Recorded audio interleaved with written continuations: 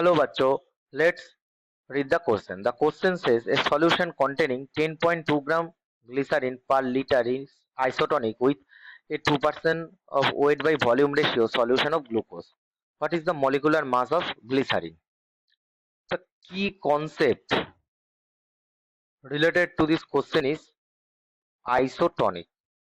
What is isotonic? When the concentration of two solutions become equal, then they are called isotonic to each other. इसका मतलब अगर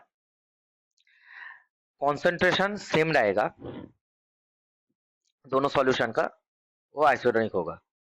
तो इसका मतलब C1 equal C2. अब concentration के हिसाब से अब चेक इस क्वेश्चन को सॉल्व करते हैं.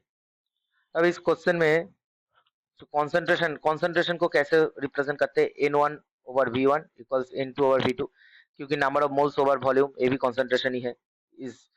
सो इसमें N और V से रिप्लेस्ड हो गया.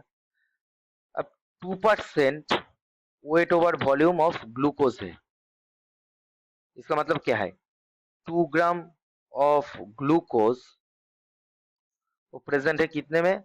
100 ml सॉल्यूशन में, क्योंकि 2% है. अब 1 लीटर इक्वल 1000 ml. सो 100 ml को हम लीटर में कन्वर्ट कर लेते हैं. तो कैसे कन्वर्ट करते हैं?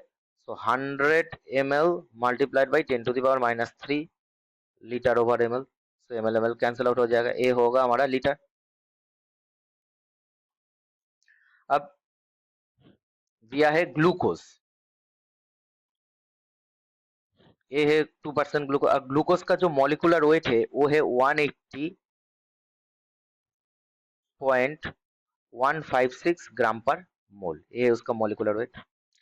अब 2 इंटू नंबर ऑफ मोल्स, मास 2 है. अब वॉल्यूम कितना है? मोलर मास कितना है? मोलर मास है 180.156, क्योंकि नंबर ऑफ मोल्स कैसे निकलता है? मास ओवर मोलर मास, और मोलर वेट ए है. अब इससे नीचे है 100, क्योंकि 100 ml में है 2 ग्राम. सो मल्टीप्लाइड बाई 100, और ऊपर आ जाएगा 1000, और 10⁻³ नीचे है, तो ऊपर आ जाएगा 10⁻+3.